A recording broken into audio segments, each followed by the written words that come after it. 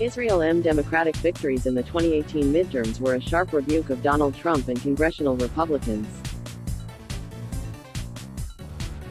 Now, heading into 2020, Democrats have reason to be cautiously optimistic. Several polls show that the top Democratic challengers for president would beat Trump in a head-to-head matchup if the election were held this month. With Trump increasingly vulnerable to electoral defeat, we know he will do whatever he thinks it takes to maintain his grip on power, including by trying to use Israel to divide Democrats.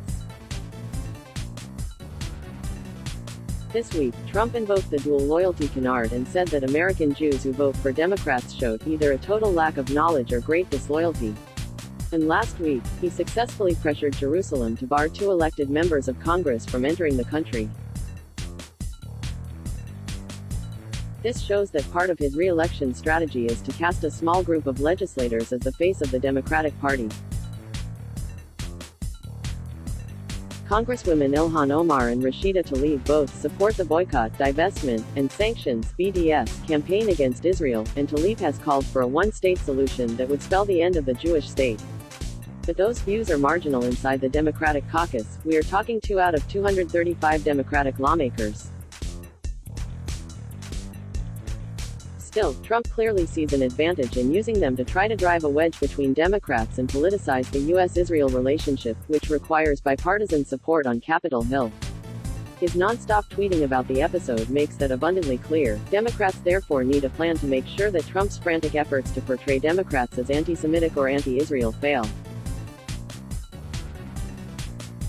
First and foremost, Democrats need to clearly state the obvious. Democrats overwhelmingly support the democratic, Jewish state of Israel, and have ever since Harry Truman recognized the country just moments after it declared independence. Just last month, congressional Democrats passed a decidedly pro-Israel resolution in the House condemning BDS. The vast majority of Democrats supported the measure. Even one member of the squad, Ayanna Pressley, voted for it. Second, Democrats need to explain why Jews vote Democratic. Trump disingenuously says Jewish Americans are leaving the Democratic Party. That's empirically false. More than 75% of all U.S. Jews voted for Democrats in 2018, and is unlikely to change next year. Trump clearly does not understand the commitment of American Jews to Democratic candidates and ideas. Israel is just a part of the equation. Polling of the U.S. Jewish community shows that health care ranks as its top concern, along with education, immigration reform, human rights, and ensuring a strong social safety net. None of Trump's actions and policies on those issues will endear him to Jewish voters. Third, Democrats need to clearly make the case for why Democratic policies are in fact best for Israel and the United States, and even for the long-term interests of Palestinians, who deserve to live with self-determination. Democrats should run on significant portions of President Obama's legacy, such as expanding foreign aid and U.S.-Israeli military cooperation, funding the Iron Dome missile defense system, and more.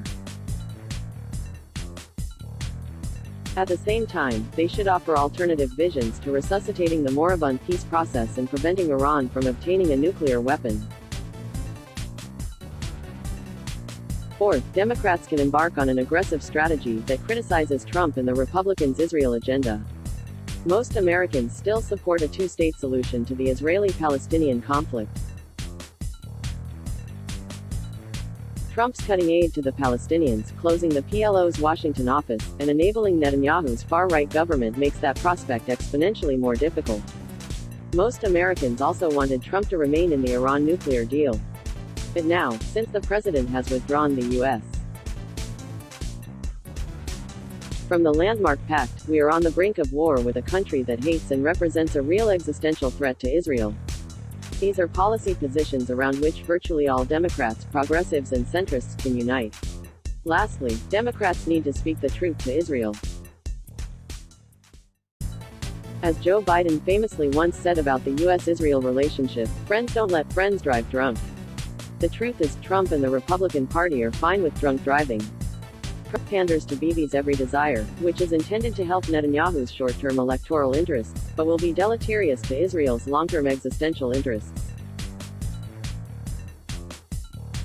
Democrats will need to emphasize a clear distinction between support for Israel and support for Netanyahu. Support for Israel means being a good enough friend to stop your friend from getting in the car after she's had too many. Support for Netanyahu means giving your intoxicated friend the keys. Through that framing, Democrats can also speak to progressives who want to see a president more sympathetic to Palestinian national desires without relinquishing guarantees of Israeli safety.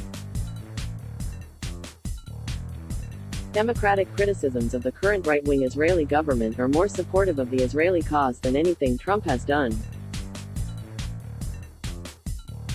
It will take effective messaging to make that clear, but voters are smart enough to understand that acts of tough love, like stopping Israel from building more settlements or annexing the West Bank, are nevertheless acts of love.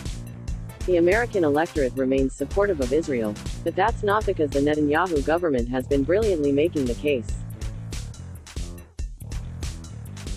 If anything, Bibi's tumultuous relationship with Obama and obsequious relationship with Trump have made the case much tougher. Rather, Americans support Israel because they believe in the essential right of Jews to live in a state of their own in their ancestral homeland. If Trump wants to quarrel about which party is a better home for pro-Israel supporters and American Jews, fine. The key will be for Democrats to fight back and not let Trump provoke them into arguing with themselves, especially when he's the one who most endangers the future of Israel and American Jews. Let's block ads. Why?